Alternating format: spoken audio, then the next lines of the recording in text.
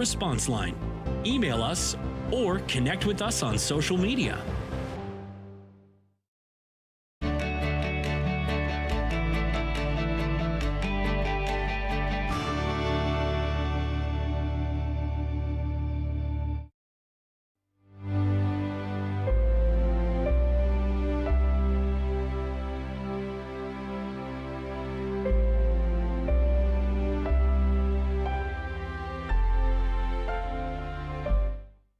I'm punky. Raising 3 kids alone isn't easy. I'm barely keeping it together. I'm wearing a bathing suit as underwear right now. Ooh, check you out. I am not ready to date again. Your father and I just broke up. A fireman? Holy macanoli. It's good to see you, Punky Brewster. You let that smoke show go? Woof. You two didn't. She tried to seduce me. Oh, Punky Brewster is back. Punky Brewster, all new, Thursdays on W Network.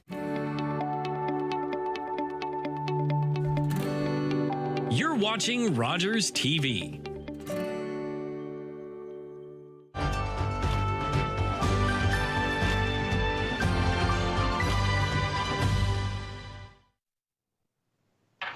Hello and welcome to the Rogers TV COVID-19 program. I'm Carol Merton, and before I welcome our guest to the program, I'd like to share a few thoughts with you. Here in Grey Bruce, we continue to celebrate that we are in the green or prevent stage of the provincial reopening framework. On March 23rd, the Grey Bruce Public Health Unit issued a press release to remind us that the third wave of COVID-19 is likely. We cannot afford to let up on our efforts to prevent a resurgence of COVID-19 as we move toward the vaccine's widespread distribution. Despite being in a favorable position with active cases, new cases, and case numbers, we cannot afford to become complacent. We must double down on our efforts to help ensure that the residents of Grey Bruce remain as safe as possible as we await widespread distribution of the vaccine. The Grey Bruce Health Unit asks the public to put forward as much effort as possible to prevent the third wave. The initial message that kept our community in such a favorable position is remaining just as important now as it was then. Watch your distance, wear a mask, wash your hands. We want to continue to enjoy being in the green zone. It is a good thing to be green, and we want to do all that we can to stay green. The sacrifices that we are making each and every day are helping to prevent the spread of COVID-19. We are making a difference. Please continue, and thank you for all that you are doing to keep all of us in our community safe.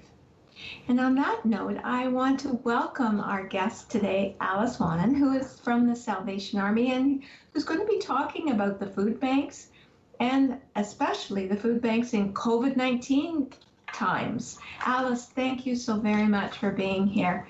Thank you. It's been a while since we chatted, and who would think we would be still chatting a year later about COVID-19, but that's our reality these days for sure. Yeah. So fill me in a little bit on what's happening and how you've been managing there at the Salvation Army.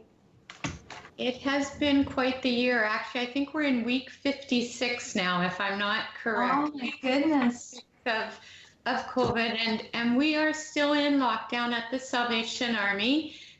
We've obviously been working close with public health, and we obviously deal with a population that we want to be very careful about, and we want to be careful with our staff right now. So we have made that choice to wait until more of our community is immunized, and we now see that rolling ahead. And as soon as that happens, then we will safely open our doors again to our guests. But what a year it has been. Yeah, absolutely. So when you are providing services, of course, just in a different way, fill us in a little bit on how you're making it work, because the need is there, for sure, and we can talk about that as well, whether the need is growing from your perspective. Perfect. Yeah, definitely. We were able to make that transition when COVID first hit 56 weeks ago. We were able to make that transition pretty smoothly to protect our guests and to protect our staff, and we've continued that model. And basically, people simply phone in for an appointment time. So again, we can just monitor how many people are outside together.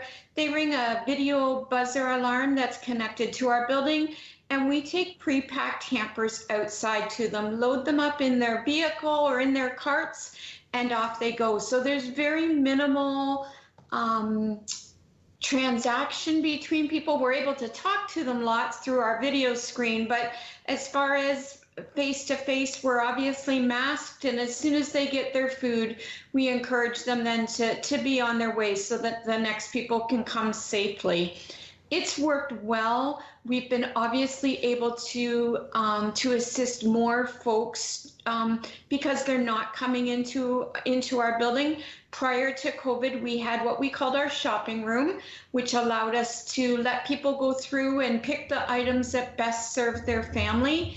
Now we try and do that a lot on the phone. So when they phone in, we make sure we have their basic information, and then they let us know, we need diapers, we need baby food, we need cat food, whatever the case might be. And we're able to add that to the hampers. So the system works really well. It allows us to see more people. It allows us to see more people safely and get people on their way in a way that's not holding them up, and they're feeling safe in coming to the food bank. So on any particular day, how many people would you have present to actually produce the hampers? Because obviously, it's just like in the grocery stores, really, people are calling in for their order, but somebody has to go pick it up from the shelf. So exactly. Yeah. So we're still working with just our same 3 staff people for the last 56 weeks. We are certainly missing our volunteers, but our volunteers were of an age that, again, we just want to be really careful about bringing them into our bubble. We've been very careful. We've been working just the 3 of us for the last year. So again, we've just continued with that model. We're very excited to have our volunteers back when more of our folks are immunized. But right now, it's just the 3 of us in here. So it's been busy days.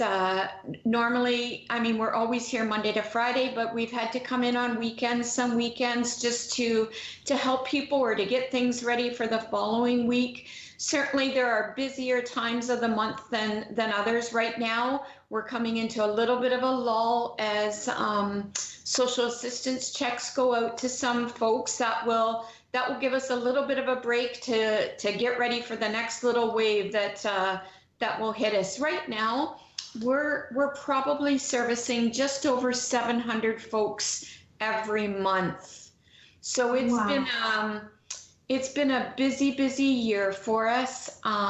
Lots of new families. We just had to do a report up for Food Banks Canada for our hunger count. We've seen over 246 new households in Owen Sound that have never had to use the food bank before in the last year. Never have they been in our system. Never have we had any communication with them, but 246 homes in our community just felt like they couldn't make it without some extra assistance during COVID. And thankfully, the community has been overwhelmingly supportive, and we've been able to service all of those folks. Amazing. Now, there are food banks throughout Grey Bruce, right? Correct. How many in total are there? I believe there are 22 active food banks now across Grey and Bruce County. We act as a hub for the Canadian food banks, and so we've been able to distribute food from our food banks that comes from Food Banks Canada out to the other 22 food banks and out to other community organizations such as United Way, who are doing motel foods, and OShare, who are obviously servicing a large number of people for meals. So we've been able to share a tremendous amount of food out, not just in Owen Sound, but in Grey Bruce, just to make sure that all of our friends in need are being able to operate with the food that they need to have to serve others. Were you surprised by the increased number, and does that concern you with the recent increase? We weren't surprised. We certainly saw more of an increase right at the beginning, but along with that increase also came that anxiety, came that worry and that fear from folks. That leveled off as COVID continued. Now, as we're almost, what people saying are entering that third wave, we see that anxiety mounting again. We see people coming to us just really worried for what the future looks like.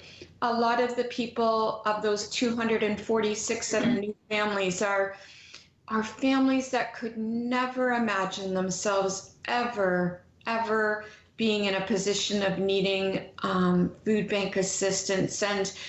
And because we're doing phone intakes, it really gives us an opportunity to chat with them and assure them that just like any other bank, there are times where you put into that bank and there are times when you withdraw that bank, whether it's a financial bank or a food bank.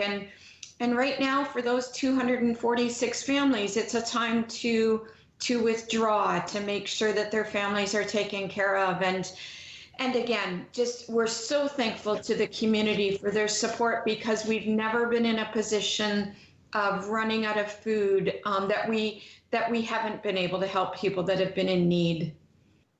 So 246 new families, but overall 700. We've serviced in the last year, we've serviced 3,088 households. Wow. In Owen Sound. That for us is about 700 individuals that are family units that are coming every month, but it represents over 175,000 pounds of food that have been shared just with families. That doesn't include the food we've shared with other organizations and food banks. That's 175,000 pounds of food that has gone out to households in our community that have just found themselves in need. According to Food Banks Canada, that represents just under $500,000 worth of food. I think it works out to $489,000 worth of food that's been distributed in our community. So you can clearly see that if it wasn't for the support of our community, we as an organization would not be able to do that ourselves. So I want to talk a little bit about how the community can continue to support you, because it's wonderful. The support is great. There are hungry people out there. And, this is going to take time to move through. It is. It's going to take time. So you mentioned that you bring hampers out to individuals who could benefit from that. Correct. But can the community drop items off to you, or how can people give back? Absolutely. So obviously we're here every day. So we have lots of folks that just drop off at our doors safely. That again, they ring that buzzer, say we have a donation. Quite often they'll just leave it at the door, drive away, and we'll walk out and get it at that point. We have bins at each of our grocery stores who have just, again, been tremendously helpful to us. They've allowed us to keep a bin out. So it's easy for people just to drop off at their favorite grocery store when they're already out. And we pick those up daily. Right now, we have, for the first time since COVID hit, we've just had our first food drive of the new year. And we have a couple that are starting to happen. We have a big one next week with Easter weekend. In fact, we have several next weekend. What we love is people are getting very creative with how they're giving. Obviously, we've always accepted cash and checks and Visa and MasterCard donations, but now on top of the food drives, we have, in fact, next week we are launching our very first ever art show. We've had a lady, Eleanor Pauling, who has created 16 original prints for us.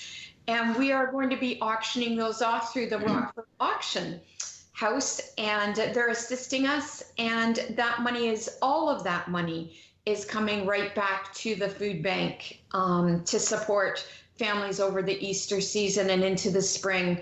Right now, we have a tremendous food bank happening with the East versus West school kids, and they have just done incredibly well. Every day, we're getting calls from the school saying, we need more boxes. So that ties up next Thursday. And we're sharing that with OShare, again, another wonderful community partner who we work with very closely. And so we're going to collect all that food from the 4 schools next Thursday. They've got their own little internal contests happening. So people are getting really creative in how they can safely give and make a difference back in their own community. And we love that the kids are involved. It's not just about who wins this contest. These kids really understand that it's their neighbors. It could be family members. It's the kids that they go to school with sometimes, and they're all struggling. They know the kids that maybe don't always have the same lunch items, or maybe are coming to school hungry, and they're not making fun of those kids. They're wanting to help, and this is their way of helping, and we just think it's incredible. Yes, it is absolutely incredible. And it brings the spirit of a community together to help others. And I think that's amazing. I also found it interesting. It isn't just people food that you are. And tell us a little bit more about the fact that, you do feed the animals too as part of your, and then the items that if people wish to drop off items or whatever, what are you most in need of? What do you find are some of the best items that you can recommend? Right now, the items that we're really running short of here on the food bank is juice. Juice is one that, while kids were at home and not going to school, and now with March break or April break, I guess, coming up again, juice is an item that we seem to be running low on. The canned beans, which we really encourage people to take because it's such a great protein item. You can add chickpeas to just about anything, and it extends a meal, and it's a nice protein item. It comes with really little taste, so you can kind of sneak it into those kids without them knowing.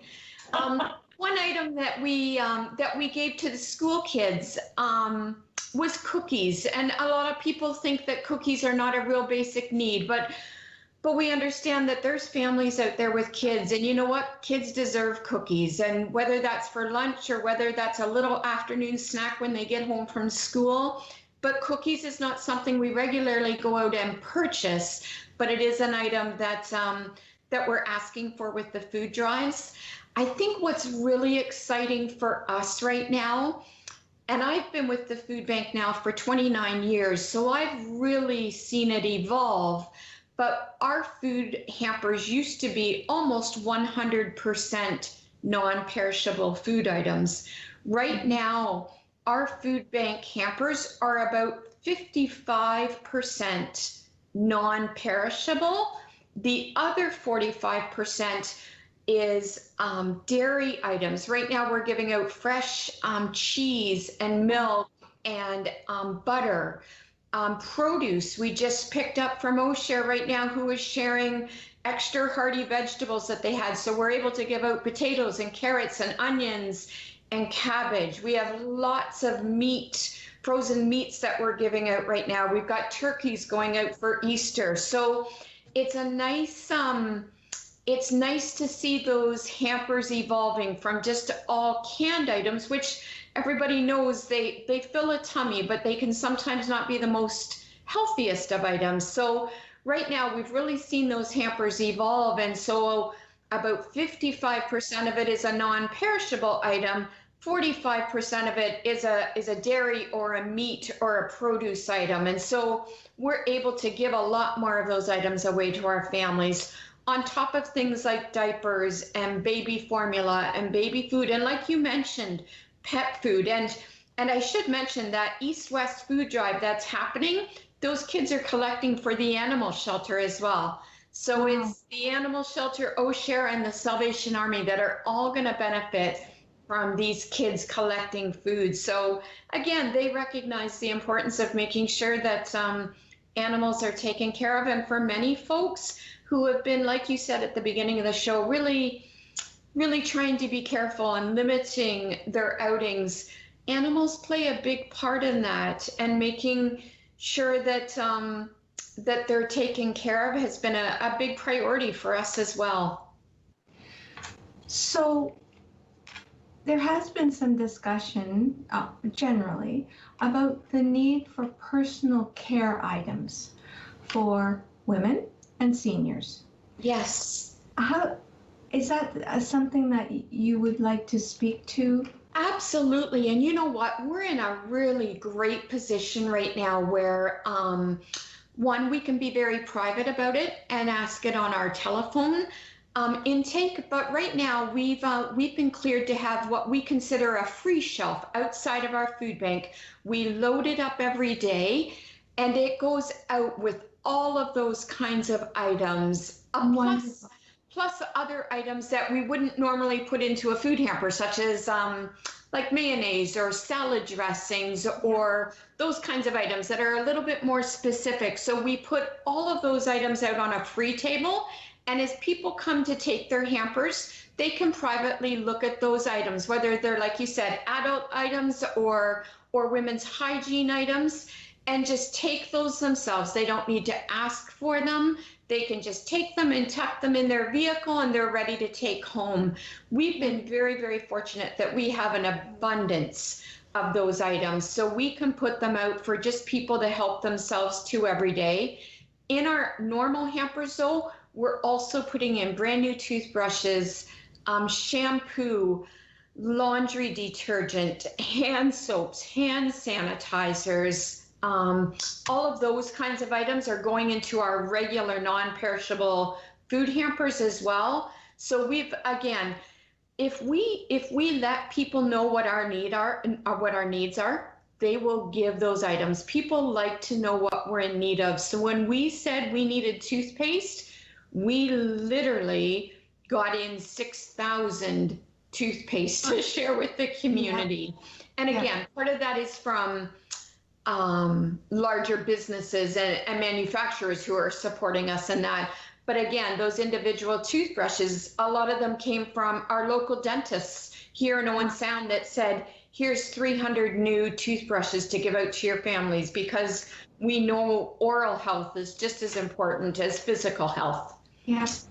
So we've been able to give those out to folks just for them to help themselves to intake. And people always say, well, aren't people just taking more than they need? That is not our experience. They know everyone is in need, so they take what they can use and they leave the rest for somebody else to take. And we just don't have that problem of people taking too much, which is, again, it just speaks to the need. You know, I know you call them food hampers, but as you're talking, I think of them as living hampers, because what you're including are all of the things people need on a daily basis for life, for their basic living needs. And I think it's important that we're aware that it is greater than just food. It expands beyond that for sure.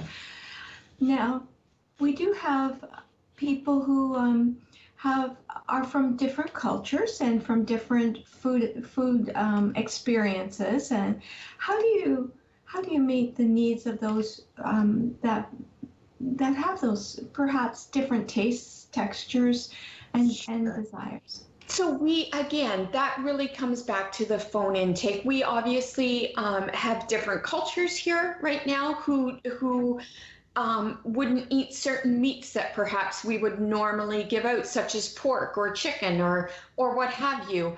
We offer substitutions for that. Right now we have lots of fish in. Atlantic salmon, which is not one of my favorites, but again, meets the needs of those folks. At the time, most people will share with us if they're gluten-free or if they're dairy-free. So we will, because people are phoning in, we're able to then go through and try and take some of those items out and substitute them with gluten-free items. Yeah. Diabetics will try and let us know that ahead of time too. And again, we'll take out maybe those canned fruit, or sometimes it's just a matter of rinsing them can make a big difference depending on your level of diabetes. And we'll just encourage them to wash them. But right now we have fresh apples and oranges and grapefruit. So we're able to give those out to folks. So we really try and be cognizant of the fact that it is not just a standard hamper. They're made the same numbers of items go in them, so they're obviously equal based on family numbers, but we really right now try to tailor them to individual families. And sometimes that's just as easy as a family says, I really need soup, but my kid will only eat tomato soup.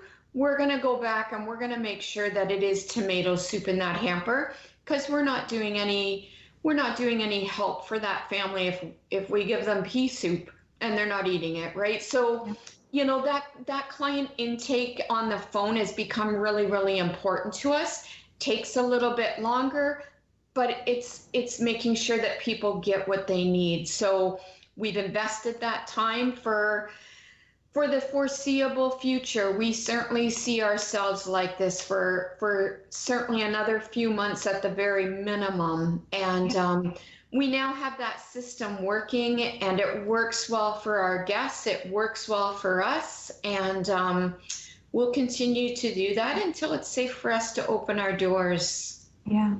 And you know, COVID has been a challenge for everyone, but there are some learnings around COVID that, you know, often it sounds like you may consider a mixed approach in the future, because the intake gives you the opportunity to talk to people, perhaps. Absolutely. We and you know what's interesting is some people don't want to talk. Some people just want to, it's a very private thing. Yeah.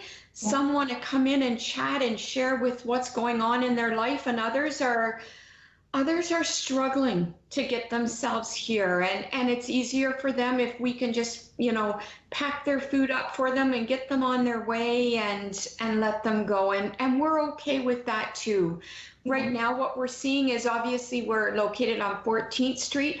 Our seniors are coming out for walks in our parking lot now that the snow is gone, and they're coming and visiting what's on that free shelf. And there always been a population where they've always thought somebody is worse off with them and they don't want to take a hamper, but they will come and take some of those items off the free shelf. So we're loving that, and we see them come and we'll go run and put some extras out there. And so it's been a real mix, but it works, and we'll continue to make it work for as long as we need to. I think it's what you're offering is such an amazing service, and you offer it with individual dignity, and they're treated in a way that allows them to access the services and recognize that someday they may have an opportunity also to participate. Alice, I want to thank you so much for being on. It's always a pleasure to speak to you, and thank you to you, your staff, and of course the volunteers when they can come back. And to our community. We just could not do it without our community support. At $500,000 gone out in the last year in food, if it weren't for our community, we wouldn't be able to do it. So a huge shout out to Owen Sound. Absolutely. I could not end better with any better words. Thank you, Alice. Thank you. Thank you to our viewing audience for joining us today. Please join us again to learn more about COVID-19 resources and services available to you. Take care and stay safe. Thank you.